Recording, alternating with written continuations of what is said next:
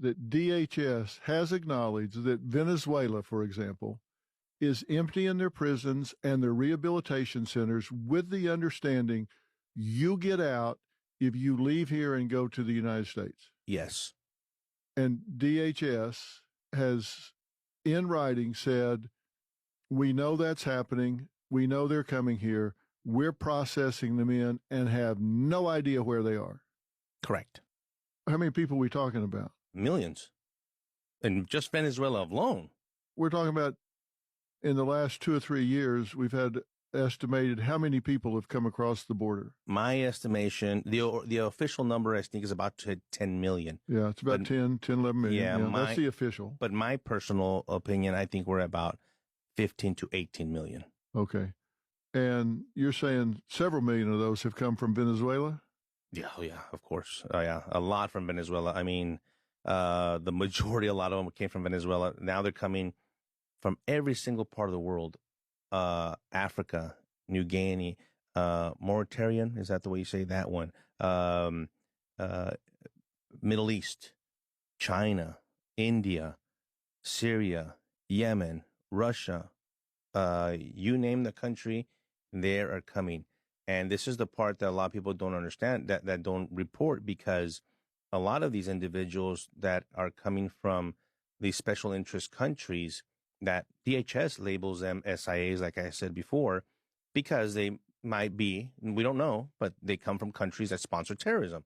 So they would require additional screening.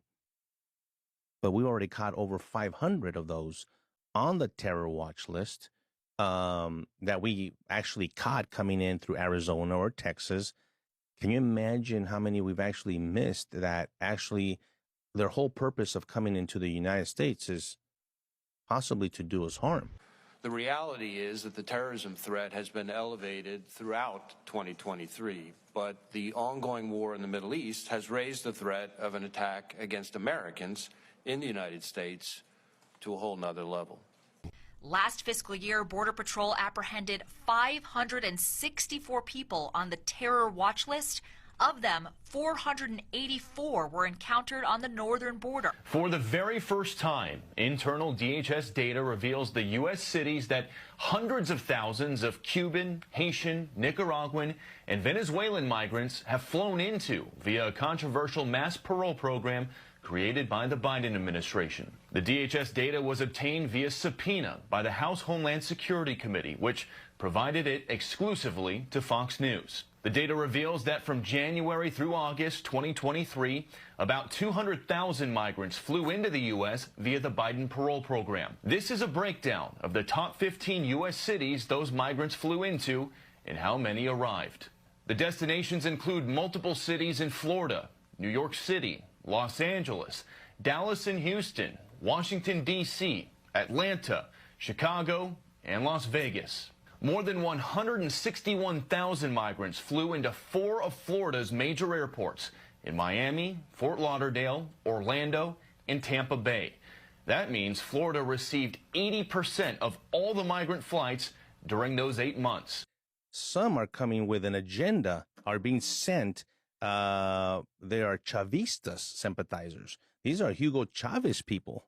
They're socialist communists, and they're bringing that agenda purposefully in South Florida. In Dallas, Texas, South Dallas, Texas, there's an area called Via Dallas right now that is controlled by illegal alien Venezuelans. You can't go in there. Dallas PD doesn't even go in there. As a matter of fact, they're looking for private security people to try to go in there and contain the trafficking, the drugs, the prostitution, everything that's going on in there. And just like this community in Dallas, there's one in Florida, and they're all around. And it's the gang associated with Tren de Aragua, the gang, the Venezuelan gang that has attached itself to these communities and control these areas here in our country. Would you say there's over 1 million that have gotten in the United States from Venezuela? I have to check on that number for you, but I would say close. Close to 1 million? Yeah, that's a lot of people. And that memo, by the way, that memo, I'm going to try to get it to you. It's a memo. It got leaked. DHS admitting that, in fact, they were releasing them. And we're seeing it. We're seeing it across the country with the crimes that they're committing. So Venezuela's murder rate is at the lowest it's ever been. Yes. Because all the murderers have left there and come here. Yeah. And we know this. The fastest growing transnational criminal organization known as the Tren de Aragua is a Venezuelan gang that has now infiltrated its way into the United States through various sectors of the U.S.-Mexico border. Mi odisea comenzó cuando yo crucé la frontera, hace 3 años y medio. Pues yo, de verdad, yo venía a medida con mi plata y había quedado ya sin dinero. Ya había quedado sin dinero, nos tocó pasar por trocha. Cuando nosotros pasamos que no teníamos dinero para pagar, a mí, más que todo a mí, porque me tocó pagar con mi cuerpo. Venezuelan national dubbed the migrant influencers at the center of controversy this morning. He has been using TikTok to coach migrants how to live in the U.S. by taking advantage of laws protecting squatters. Hannah Doba reports. In his most recent controversial TikTok video, Moreno is telling his followers to avoid living on the streets in the United States. They can, quote, invade empty homes and live there. The problem you folks have is that you want to quote Socrates in the middle of a bar fight. Iran is not our friend. Venezuela is not our friend. President Biden keeps giving them money to buy weapons to try to kill us. Senator, do you not understand that? So there's a confusion right now of we need additional personnel. I always welcome personnel. The more the merrier. The more police, the better for me, for the country. But the answer is no. The answer is we need more border agents to stop this. Actually, no. Actually, the answer is no. We have enough. We have almost 20,000 Border Patrol agents.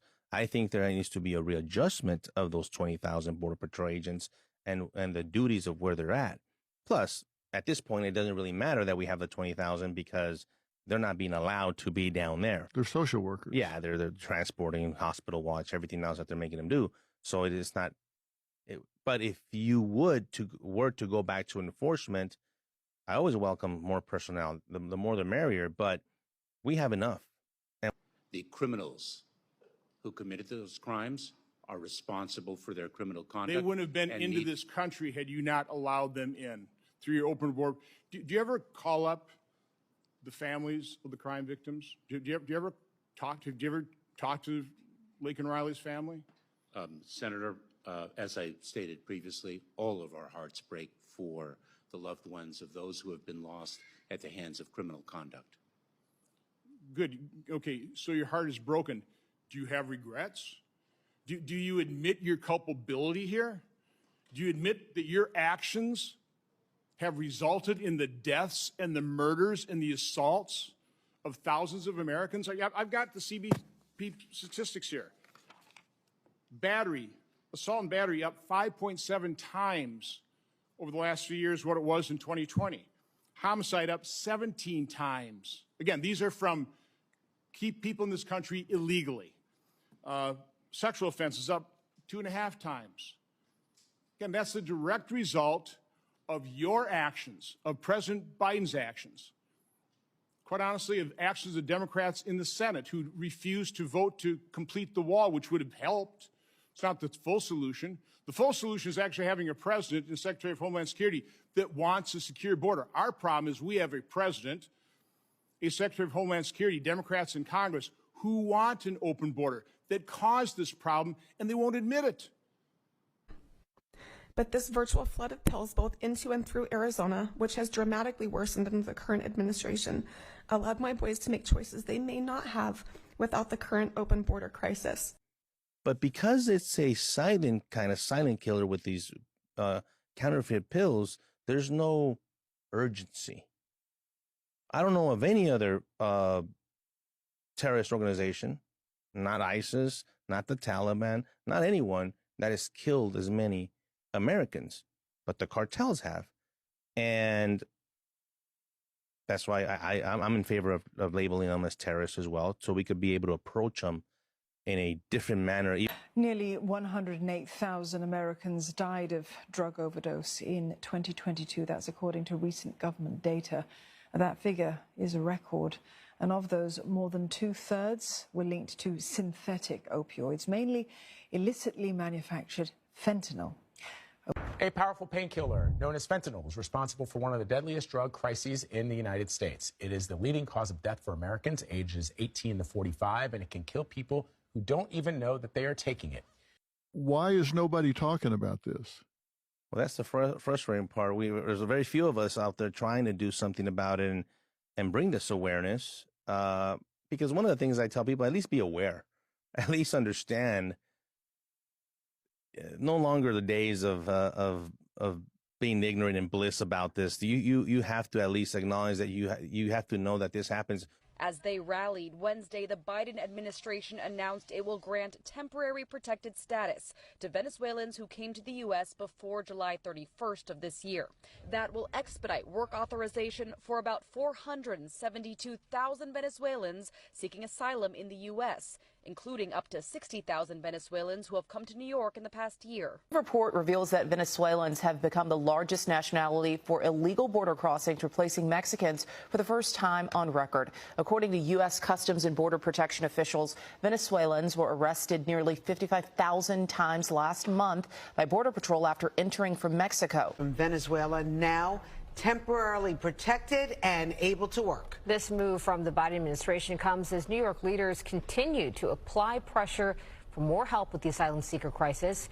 Do you think there are people that are coming over that have the intent to do our neighbors, our friends, our family members harm? Absolutely. These huge give-up groups that we're getting, the media is only reporting what they can report on, right? Which is, statistically speaking, a small percentage of the actual bad guys that we're catching. Who's getting through? The really good ones, we will never catch.